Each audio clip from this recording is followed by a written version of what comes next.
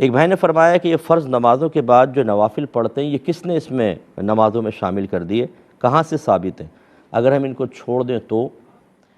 دیکھیں یہ نوافل جو ہیں یا تو نبی کریم صلی اللہ علیہ وسلم سے پڑھنا کبھی منقول ہوتا ہے اگرچہ کبھی کبھار، یا صحابہ کرام علیہم الرضوان سے منقول ہوتا ہے کہ انہوں نے اس کا معمول بنایا، تو چونکہ اکثر صحابہ نبی کریم صلی اللہ علیہ وسلم کی سنن کو اپناتے تھے، اتباع کرتے تھے، آپ کے طریق کو اپنانا ان کے لیے بہت ہی محبوب تھا، تو گمان ہوتا ہے کہ یہ صحابہ نے نبی کریم صلی اللہ علیہ وسلم کو دیکھ کر اپنایا۔ اور اگر ایسا نہیں بھی ہے تو بہرحال صحابہ کرام نے کچھ چیزیں اختیار کیں، اور یقینی سی بات ہے کہ ان کا اختیار کرنا رضائے الہی کا سبب بنتا ہے، تو اس وجہ سے اگر اختیار کر لی جائیں تو کوئی مسئلہ نہیں۔ تو یوں فقہا ہوتے ہیں کہ ان کو دیکھتے ہیں کہ جہاں کہیں ایسی کوئی چیز عشاء کے ساتھ محسوس ہوئی تو اس کو عشاء کے ساتھ ایڈ کر دیا۔ تو یہ نوافل جو ہوتے ہیں، نفل کا مطلب ہوتا ہے زائد شے،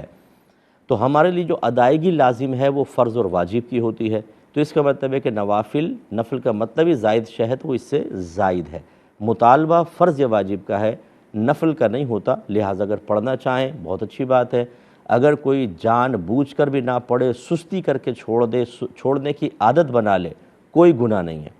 لیکن میں ترغیب نہیں دے رہا ہوں، لیکن بہرحال حکم شرعی ہوتا ہے۔ یہی سنت غیر مؤکدہ کا حکم ہوتا ہے کہ اگر کوئی سنت غیر مؤکدہ کے ترک کی عادت بھی بنا لے تو گناہ گار نہیں ہوگا۔ اس لیے پیرنٹس سے میری گزارش ہے، اگر آپ یہ سمجھتے ہیں کہ آپ کے بچے نماز کی طرف آنے میں سستی محسوس کرتے ہیں، لیکن اگر آپ سنن غیر مؤکدہ یا نوافل کو کہہ دیں کہ چلو نہ پڑھو، اب تو مختصر ہوگی نماز پڑھ لو، اور ان کو ترغیب حاصل ہوتی ہے تو ان کو پڑھنے دیا جائے۔ یہ نہیں کہ اگر عشاء کے 17 آپ کے ذہن کے اندر ہیں تو 17 رکعتیں پڑھنی ہوں گی، اور نہیں پڑھیں گے تو آپ سختی کریں گے، جس سے بچے بعض وقت کوفت اور بیزاریت کے شکار ہو جاتے ہیں۔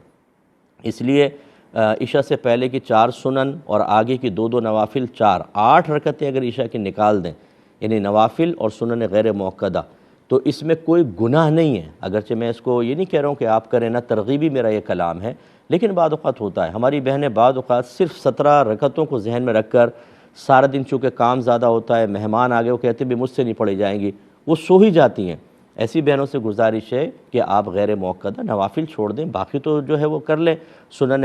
یعنی فرض ہے، پھر سنن مؤکدہ اور وتر 3 رکعت، ان کو ادا کر لیں، کم از کم یہ کر لیں۔ جب آپ یہ نفس سے کہیں گے کہ چلو اتنا کر لو تو وہ راضی ہو جاتا ہے، اس لیے حکمت کو اختیار کرنا چاہیے۔ ایک میں ہمارے ساتھ کالر ہے۔